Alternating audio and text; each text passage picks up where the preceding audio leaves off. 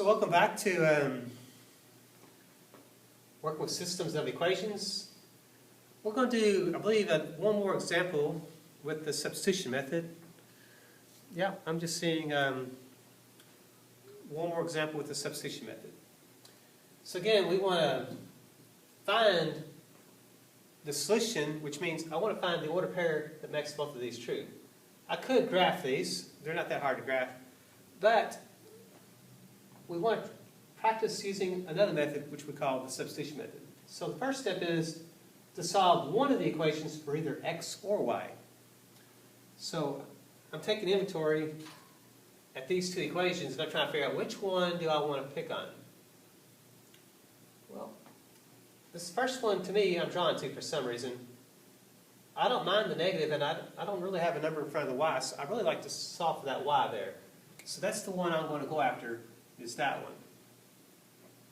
So I'm going to go with 4x minus y is equal to 20. The reason being, I felt that it was easier to solve for y. So I need to zero out the 4x by putting a negative 4x on both sides. And then I have, this is going to zero out, so negative y is equal to a negative 4x and a 20. So I'm just putting those together, negative 4x and a 20. I got a negative there, so I need to knock it out so I can divide by negative 1.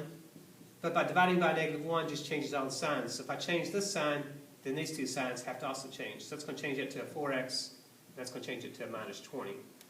So I have y equals 4x minus 20. So here's my first move. So I picked on that one. So now my next move is, that's my second equation. What I want to do is substitute the expression into the other equation. So I have now this negative 2x minus 2y is equal to 10. And what I want to do is substitute what y is equal to. See how y is equal to 4x minus 20? This 4x minus 20, I want to replace y with that in this equation. So that's what I mean by the substitution. Since y is equal to this expression, I'm now going to change this y to 4x minus 20. So I have this negative 2x minus 2, but I'm going to put that 4x minus 20 is going to replace the y. And that's going to now equal then our 10. Okay. So notice how I kind of picked on my first equation, I brought it down. Now I'm moving to my second equation, and now I'm doing my substitution part.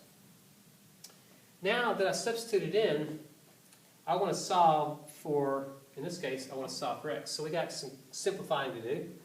So this negative 2x will come down, but I got to bring this negative 2 through the parentheses. So it's going to make that a negative 8x, and a negative make that a positive 40.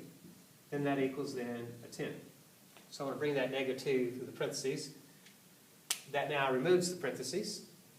These are like terms, so it's going to give me a negative 10x plus 40 is equal to 10. Now I'm ready to start getting x by itself. So I can zero out this 40 with a negative 40. Put a negative 40 on both sides. I now have a negative 10x is going to come down. Those zero out. A 10 and a negative 40 gives me a negative 30. 10 times what number is a negative 30? I can kind of see that, but if we want, we can divide both sides by 10 to make it even more clear. That should be then a negative 3. So I found the value of x to be a negative 3. So I solved for the variable. My next move is then to substitute to solve for the other variable. So I'm back over to this equation. So this equation comes back in. I have then this y equals 4x minus 20. Notice how this equation is already solved for y. I can substitute x in the negative 3 in for x, and that's going to allow me to find the missing y value. So y is going to equal then 4, and notice how x is equal to negative 3. I'm going to replace x with the negative 3. I have my minus 20 here. And we have y is equal to a negative 12 and a negative 20.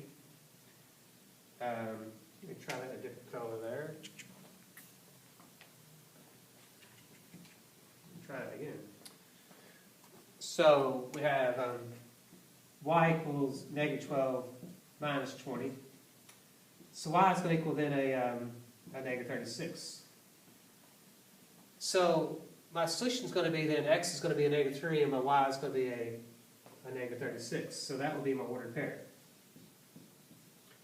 So remember, the x value and the y value are always in that order. So make sure you put the x value first and the y value second.